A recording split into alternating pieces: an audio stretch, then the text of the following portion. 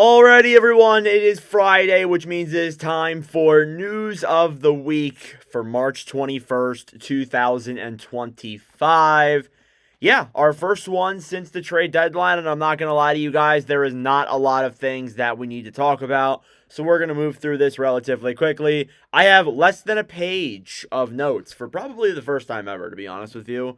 We've done a lot of these throughout the season. This might be our shortest one yet. So let's hop right in. First off, the Washington Capitals have clinched a playoff spot. They are the first team to clinch a playoff spot this season, and they have clinched a spot for the second straight season. Last year, they were most known as the last team in. They had a minus 37 goal differential. This year, they are the first team in with a plus 73 goal differential. So, yeah, a complete 180 from what was last season, basically. And they went from I would say, the worst team in the playoffs by standings to the best team in the playoffs by standings. So, yeah, they are in a terrific spot right now. It's just a matter of, can they win the whole entire NHL? Like, they're going to win the Eastern Conference. There's almost no question about that. They have like a 12-point cushion between them and I think Carolina in the second spot. So it's pretty obvious that they are going to win the Metro. They are going to win the Eastern Conference.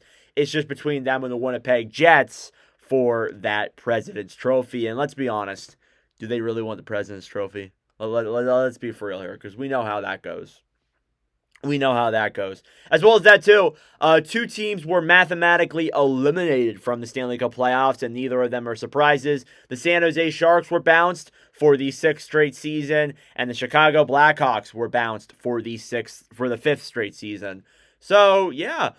Honestly, neither of these are surprises. Both these teams are in rebuilds, and I'm not surprised at the slightest that, we're going down this road talking about them not being in it, because we knew they weren't going to be in it from the start.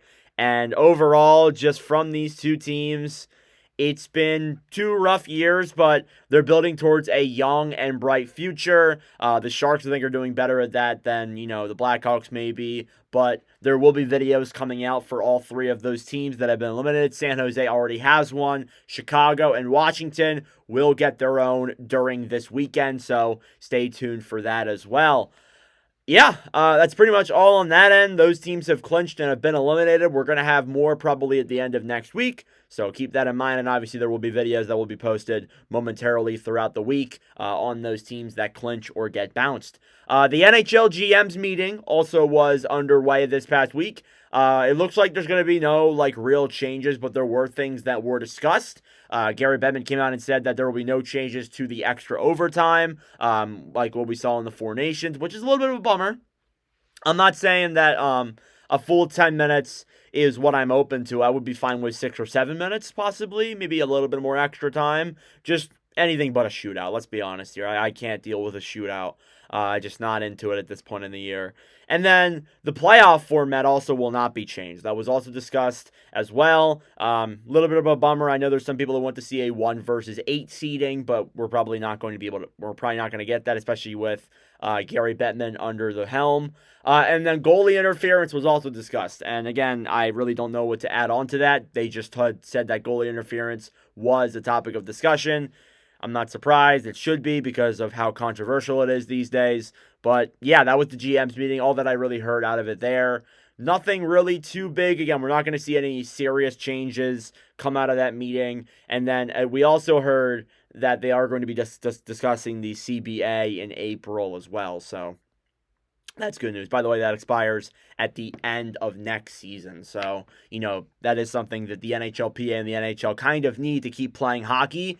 And I don't think either side wants to go through a major lockout again. So they're going to figure out a way, most likely, to try and get it done. Otherwise, if we get a lockout in probably the worst possible time ever with how the league is booming, it's not great. Not great whatsoever. But yeah, I thought I would bring that up. Some signings around the NHL. Jacob Bryson signed a 1-year, $900K extension. Not a bad depth defenseman.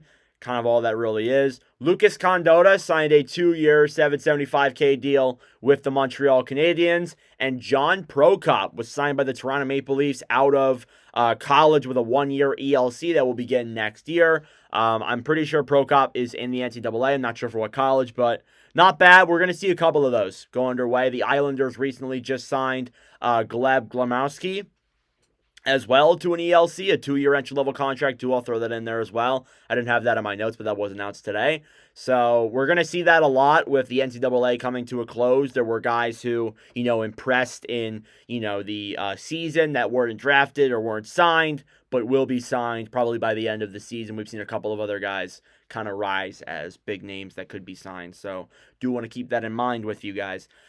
Moving out of signings, there were talks about expansion this past week between New Orleans, Houston, a bunch of other places. It seems like it's pretty much all but confirmed by the National Hockey League that they will be extending to 34 teams, possibly in the future, maybe even 36 teams. And it seems like the possible candidates are Atlanta and Houston, along with New Orleans being a team that might get one as well. So some interesting pieces. Again, we've heard Houston for a long time. They're bound to get a team. Like it's pretty much in the cards at this point. Like it's going to happen.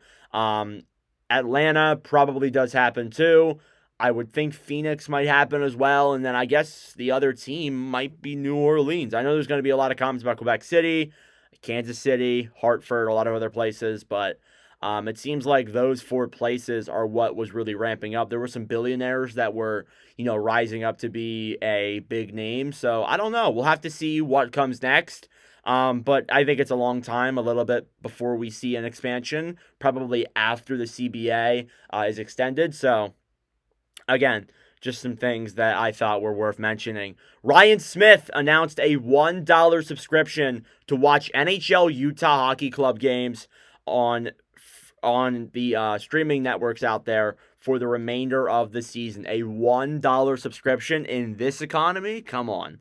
Like, Ryan Smith has done a lot of good things as the new Utah owner, making the concession prices really cheap, making the subscriptions cheap, getting tickets to fans who may not be able to afford them. It's honestly a great atmosphere and a great thing that the Utah Hockey Club are building. And I love seeing the reports over this past season from him. He's been great. And I would love to go out there and see a game and maybe even meet him. It'd be great to do. But yeah, Ryan Smith, known good guy. That's for damn sure. And then finally, the NHL season for next year will begin on October 7th, 2025. So mark your calendars for next year. I'm sure there's a couple other teams that are like, yep, we're ready to go. I know the Sharks and the Hawks are, but that's pretty much your news of the week. Like, there really isn't a lot of things that, I thought would be worth mentioning. Everything else happened last week and the week before with the trade deadline and stuff. Time is really winding down. We're into that stage where teams are going to be clinching, teams are going to be eliminated, and you're going to see a lot of videos coming out of the channel in the near future. So that's it for me. Thank you guys for watching. I really do appreciate it. Please do consider subscribing down below if you are new. Anyways, that's it for me. Thanks for watching, and we'll see you guys next week.